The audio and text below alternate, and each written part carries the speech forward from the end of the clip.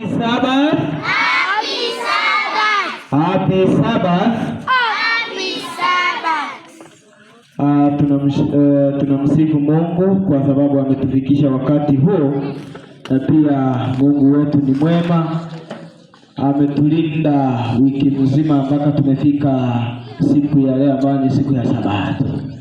Leo sio campout. Hello. Leo sio campout, ni nini? Sabato. Tulimaliza campout lini? Jana. Kwa hivyo kila mtu, ingependa all adventurers tusimame tukaribishe wageni wetu. Tusimame, wengine waangalie nyuma, wengine waangalie mbele, wengine waangalie kando na kando, tuwakaribishe wageni wetu. Tusimame. Adventurers, welcome, twende. Welcome our visitors. Kwa hivyo ningependa tuweze kujikumbusha kidogo nini tumejifunza wiki mzima, na jinsi mnavyosikia watoto wiki mzima tumeona kuwa Yesu ni rafiki wetu mwema. Jesus is our best friend. Watoto wa roho, Jesus is my Emmanuel. Nataka kusikia mwenye anaongea akuje tuhubiri na yeye. Mwenye anaongea akuje tuhubiri na yeye. Haya. Tumejifunza mambo mengi, jinsi Mungu ako rafiki wetu mwema, na tumejifunza mambo makuu ambayo tumeangalia wiki mzima. Nani ataniambia siku ya kwanza tulijifunza nini? Siku ya kwanza, yes, about my friend. Tukaona rafiki wetu ni nani? Tukaona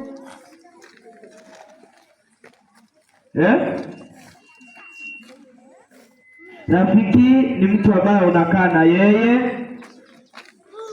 Yes, sema tu. Rafiki ni mwingine, Mungu.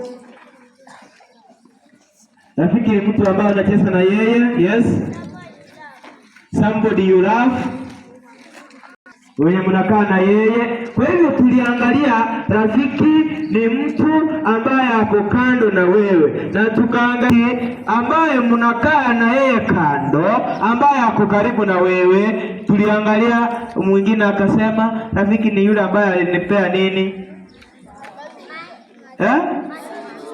Alinipea matunda. Kwa hivyo tukaona kuwa Biblia inatuambia ukiwa rafiki ni yule ambaye mko na yeye kando, ambaye sio ndugu yako, ambaye anaweza kuwa ni mwalimu wako, huyo ni rafiki yako. Ambaye tukaona kuwa Biblia inasema kuwa mpende jirani yako jinsi unavyojipenda. Ukisema unapenda Mungu, kwanza mpende nani? Rafiki yako. Kwa hivyo rafiki ambaye unafaa kukaa naye wa kwanza ni nani? Ni rafiki yako, na lazima upende rafiki yako. Kwa hivyo tukaona mwenye ako karibu na wewe ni rafiki yako. Siku ya jana tukajifunza nini? Siku ya jana tukajifunza nini? Hebu nione kama watu walishika kitu. Tukajifunza kitu ambayo ilikuwa inasema God a friend of Moses. God a friend of Moses. Tuliangalia jinsi Mungu alitembea na Musa tangu akiwa mtoto kadogo kadonye. Ama kuna walimu wetu ambao walikuja na mtoto na katoto kadogo kwao. Katoto kadogo kanalia aje? Sijasikia mimi. Kanalia aje? Na wewe ni hivyo. Kwa hivyo tukaona Mungu akatembea na Musa akiwa katoto kadogo mpaka akakuwa mtu mkubwa, si ndio? Ndipo tena Mungu anazungumza na Musa, anamwambia sasa Musa, toa viatu, mahali umesimama ni wapi? Ni patakatifu. Musa alitoa. Alivyotoa, niliwaambia muendelee kusoma hii hadithi kuteremka, tukaona kuwa anavyotoa viatu, Mungu anamwambia, sasa Musa, nataka nikutume uende wapi? Misri, ukawalete watu wangu. Na tukaangalia kuteremka, tukaona Mungu anasema, watu wangu wenye wako Misri, nimesikia kilio chao. Kwa hivyo ndio nataka nitume, ndio nataka nifanye nini? Nikutume uende kuchukua akina nani? Ukaenda ukachukua watu wangu kutoka wapi? Misri. Na siku ya leo tunataka kusoma kitu kimoja ambayo inaitwa God help me to be brave. God help me to be brave. God help me to be brave. Ndio maana tukasoma ile kitabu ambayo tumejifunza wiki mzima ambayo inasema I praise you. Hebu kila mtu tuende, I praise you because you have made me a fearfully and wonderfully made. Hello?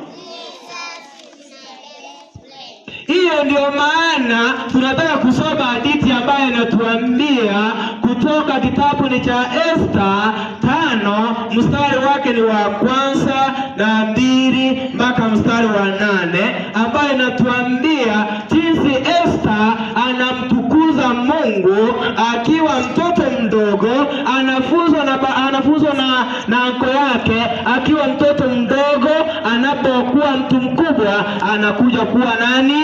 Esther become a queen. Esther become a queen. Ndipo anakuja kuwa nani?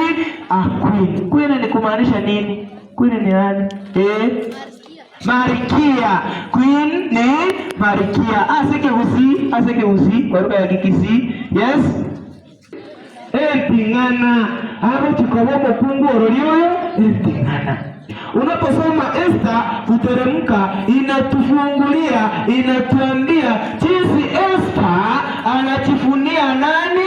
Anajifunia uwepo wa Mungu, anajifunia kuwa na Mungu akiwa katoto kadogo kakubeba mkononi, kwa sababu Biblia inatuambia kuwa Esta wazazi wake walikufa wakamwacha akiwa mikononi mwa nani? Alikuwa anaitwa nani? Anko ya Esta alikuwa anaitwa nani? Yes? Mordekai. Esta ile fungu ambayo ilikuwa inatuonyesha kuwa I praise you because you have made me a fearfully and wonderfully made. That's why the Bible says Esta alijivunia kuwa kwa Mungu, na pia akawa nani? Akawa a queen, ama akawa nani kwa Kiswahili? Akawa malkia. Kitabu cha Esta 5 mstari wake ni wa 1 na 2. Biblia isome. Naomba Biblia iseme. Kuna mwalimu wetu alikuwa anasoma Kiswahili. Ako wapi? Mwalimu wa Kiswahili ako wapi? Inasema ya 3. Esta alijifunika mavazi yake ya kifalme. Akajifunika mavazi yake ya kifalme. Akasimama katika ua wa ndani wa nyumba ya mfalme. Akasimama kati ya mfalme kuelekea nyumba ya mfalme. Naye mfalme akaketi juu ya kiti chake cha enzi. Naye mfalme akaketi katika kiti chake cha enzi katika nyumba ya ufalme kuelekea mlango wa nyumba. Ikawa mfalme alipomwona Malkia Esta amesimama uani, naye akapata kibali machoni mwa nani? Mwa mfalme. Naye mfalme akanyoshea Esta fimbo ya dhahabu aliyekuwa naye mkononi. Ina maana fimbo ya ufalme, simamia hapo, Yaani tunaona kuwa Esther anajivunia. That's why our topic ilikuwa inasema God help me to be brave. Mungu nisaidie kuwa nani? Kuwa mjasiri. Kwa hivyo tunaangalia Esther akiwa mjasiri mpaka anasimama mbele ya mfalme. Bado huo wakati Esther alikuwa amechaguliwa kuwa queen. Walikuwa wanatuzwa na wasichana wengine ili mfalme siku ikifika akuje kuchaguliwa na kutoka kwa wasichana wengine. Kwa hivyo tunaona kuwa Esther anakuwa mjasiri. Anapokuwa mjasiri anasimama mbele ya mfalme. Anaposimama mbele ya mfalme anamwambia, ndipo mfalme anasema, Esther, chochote utakapo tamka nitakufanya nini? Nitakupa hata nusu ya ufalme wangu. Hapo tunaona kuwa Esther anapochaguliwa kuwa mfalme, na mfalme first ni mke wa nani? Wa mfalme. Alikuwa anaitwa nani? Mfalme alikuwa anaitwa nani? Alikuwa anaitwa nani? Halo? Mfalme alikuwa anaitwa nani? Hebu nione mfalme alikuwa anaitwa nani? Toka hiyo na Biblia. Yes. Alikuwa anaitwa Solomon. Mwambie amejaribu shine. Alikuwa anaitwa nani? Mwenye wako na Biblia huko nyuma. Alikuwa anaitwa nani? Mfalme alikuwa anaitwa nani? Yes. Alikuwa anaitwa Aswero. Alikuwa anaitwa? Amesema aje? Lugha ya Kigiriki inasema nini? Hiyo ni Esther 1 verse 1 kuteremka. Aswero. Na ukianza hiyo verse 1 kuteremka, ukianza hiyo statement ya kwanza, alikuwa na bibi ambaye alikuwa anaitwa nani? First. Wanaitwa bibi alikuwa anaitwa nani? First. Wenye wako na lugha ya Kigiriki ile yote ya maiga. First okwanga muigwira umugambi. Ekana ko muigwira umugambi, first agakora gerekieke. Agadisodi umugambi, halafu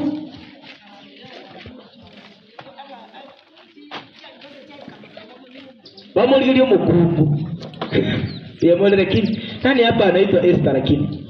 Nani hapa anaitwa Esther? Esther kuja mbele. Kama wewe unaitwa Esther kuja mbele. Wewe unaitwa Esther kuja mbele. Kama wewe unaitwa Esther kuja mbele. Kuna mtu anaitwa Naamani hapa? Amani. Kuna mtu anaitwa Amani hapa? Kuna mtu anaitwa hivyo? Tupea kijana mmoja ambaye anaitwa Amani. Ako wapi? Kijana mmoja akuje. Mwenye atachiita hivyo akuje. Akue baba Esther, akue ango Esther. Kuja tu. Good. Sasa huyu ndiye anaitwa nani? Anko Esther alikuwa anaitwa nani? Mordekai. Huyu ndiye alimtunza na akamlea nani? Esther. Ndiye akamlea nani? Esther. Kutoka akiwa mtoto mdogo kadonyere konsinini siona mpaka nimekuwa usini kumpita huyu. Sasa huyu ndiye alikuwa analea nani? Huyu. Wenye wako huko nyuma mnaangalia. Sasa huyu akamlea Esther akiwa mtoto mdogo mpaka akawa mtu mkubwa. Akawa mtu mkubwa. Sasa mtu mkubwa anakaa mkubwa mpaka kunishi. Tunaelewana lakini? Sasa ndipo anasema God help me to be brave. Esther anasema hivyo.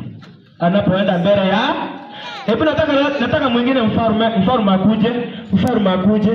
Aswero akuje mfalme akuje haraka. Kuja hata wewe. Sasa huyu simama hapo. Esther anapo nani? Na Naamani. Sasa anaangalia kiti cha enzi, anaambia Mungu, God help me to be muhimu. Sasa anaenda anavalia nguo yake ya nini, ya kifalme, anaenda anasimama, anaona mfalme akiwa ameketi wapi, kwa kiti chake cha ufalme. Mfalme anaposimama anamwangalia Esther, anamuuliza, anamnyoshia fimbo yake, anamwambia aje. Verse 4 Biblia inasema nini? 5:4 Esther akasema yes, mfalme akiona vema aje leo wache na Hamani kwenye karamu ya nani? Huo ujasiri Esther alikuwa amepewa na Mungu, akaona ni vema atumie ule ujasiri afanye nini. Na pia kumbuka huo ujasiri wa kumwalika mfalme katika karamu yako, yaani asindagira yao alipewa na nani? Na rafiki yake. Rafiki yake ni nani? Rafiki ya Esther alikuwa nani? Mungu ambaye ni Yesu Kristo. Akampea ile akili, akamwambia sasa hautaendea mfalme, mwambie mfalme nataka kuongea na wewe. Mfalme nataka kuongea na wewe. Akampea ujasiri, akamwambia sasa nitafanya nini? Nitatengeneza chakula kizuri. Na akaenda akamwambia mfalme, tafadhali ninakualika katika karamu yangu mkiwa na nani? Mkiwa na Naamani. Unaposoma verse 7, hiyo 5 verse 7 inatuambia Esther akiwa na mwaliko wa nini? Wa pili. The second request. Kitu inasema the second request. Inasema nini? Enda mkae. Esther akasema verse 7. Esther akajibu na akasema yes. Na haja yangu ni hii. Yes.